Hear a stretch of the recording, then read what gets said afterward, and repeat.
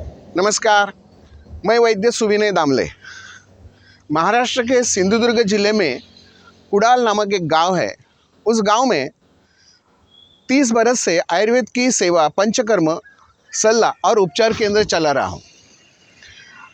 मेरी प्रैक्टिस मैंने जो शुरू की तो पक्का किया था कि मुझे आयुर्वेद की ही प्रैक्टिस करनी है। और जो छोटे छोटे गांव हैं, उस गांव में जो आयुर्वेद बसा है उस आयुर्वेद को जान ले। रूढ़ी परंपरा में जो आयुर्वेद है, व्रत उत्सव त्योहार में जो आयुर्वेद है, घर में बगीचे में जो आयुर्वेद है, उसको ढूंढ निकालना चाहता था। और ये जर्नी बहुत अच्छी और आनंददायी रही। एक छोटे गांव में मैं प्रैक्टिस के लिए जाता था। वहाँ एक बूढ़ी औरत थी। उसको मुझे देने के लिए उसके पास फीस के पैसे भी नहीं थे। तो मैंने मेरे पॉकेट से उसको 500 रुपये देने की कोशिश की और बोला कि ये दवा तुम्हें जो बाहर चाहिए वो तुम खरीद सकती हो, जो मेरे पास है वो मैंने दिया है। लेकिन वो नहीं मानी। वो बोली कि यदि मैं आपके 500 रुपये लौटा नहीं सकी और चर बसी तो मैं क्या करूं, मेरे ऊपर उधार कर्जा रह जाएगा, तो ये सौदा मुझे मंजूर नहीं है। तो मैंने उसे पूछा कि आप क्या करती हो, काम क्या करती हो, घर में और कौन कौन है? तो बोली मैं अकेली ही हूँ और मेरा काम जो झाड़ू तैयार करते हैं, हमारे यहाँ नारियल के पेड़ जो रहते हैं, उस नारियल के पेड़ का छिलका निकालकर पत्तों का उससे ब्रूम बनाते हैं। मराठी में उसको केरसुणी ऐसा बोला जाता है।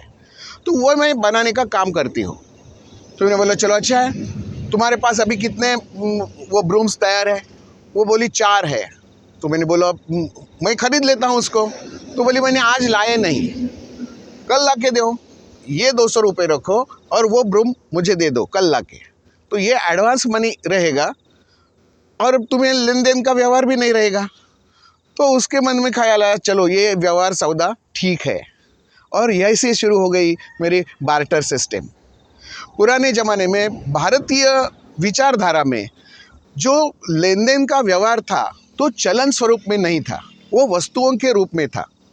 मेरे पास जो उगता है, मेरे पास जो तैयार है, मैं जो बिजनेस कर रहा हूँ उसका कोई हिस्सा मैं दूसरों को दे दूँ और दूसरों का जो व्यवहार है, व्यवसाय है, उसमें से थोड़ा सा हिस्सा मैं ले लूँ। कुछ गलत नहीं है इसमें। हम स्कूल में जाते थे तब हम ऐसा ही करते थे।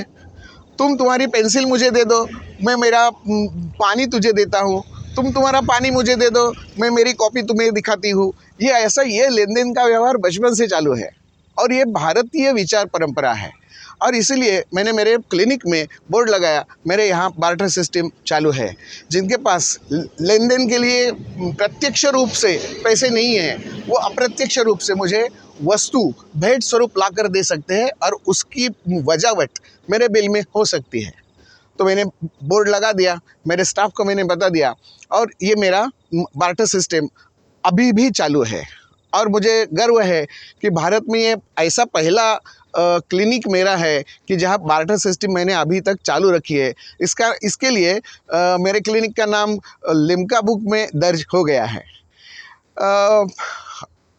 ये जो भारतीय विचार परंपरा है, ये आगे बढ़ाने के लिए मुझे ऐसा लगता है कि हमारी शिक्षण प्रणाली जो है, उस शिक्षण प्रणाली में आमूलाग्र बदल होने चाहिए। जैसे प्राचीन गुरुकुल में गुरुकुल सिस्टम से, प्राचीन भारत में गुरुकुल सिस्टम से शिक्षा चलाई जाती थी। जैसे कौरव पांडवों के ज़माने में, कृष्ण के ज़माने में, रामायण के ज़माने में जो सब राजा महाराजा थे उनके कोई गुरुकुल थे। हर गांव में गुरुकुल था। जहाँ जहाँ एक गांव है वहाँ वहाँ एक राजकीय या सरकारी स्तर पर एक गुरुकुल राजा चलाता था। ऐसे ही गुरुकुल हम क्यों नहीं चला सकते? तो हम भी चला सकते हैं। तो मैंने मेरे कोई सहयोगी से मिलकर भारतीय गुरुकुल परिवार की स्थापना की और मेरे साथ और आज तक 2 या 3 हज़ार फैमिलीज़ जुड़ी हुई है जिनको गुरुकुल का शिक्षण लेने में बहुत इंटरेस्ट है। हमारे पास 14 विद्या 14 कला का भांडार है। अभी भी उसमें से कोई कलाकार अभी भी जीवित है, उनमें जो हुनर है, उनमें जो कला है, वो अभी भी बाहर आनी चाहिए। इसके लिए मुझे ऐसा लगता है कि जो चल रहा है वो मैकॉले सिस्टम जो चल रही है शिक्षा पद्धति की, उसको हटा देना चाहिए और उसकी जगह जहाँ हुनर है वहाँ जाकर पढ़ना चाहिए और उसके लिए कोई उम्र की पाबंदी नहीं होनी चाहिए। तो ये गुरुकुल की संकल्पना जो है वो मैं आपको और ज़्यादा सविस्तर बताने जा रहा हूँ। धन्यवाद।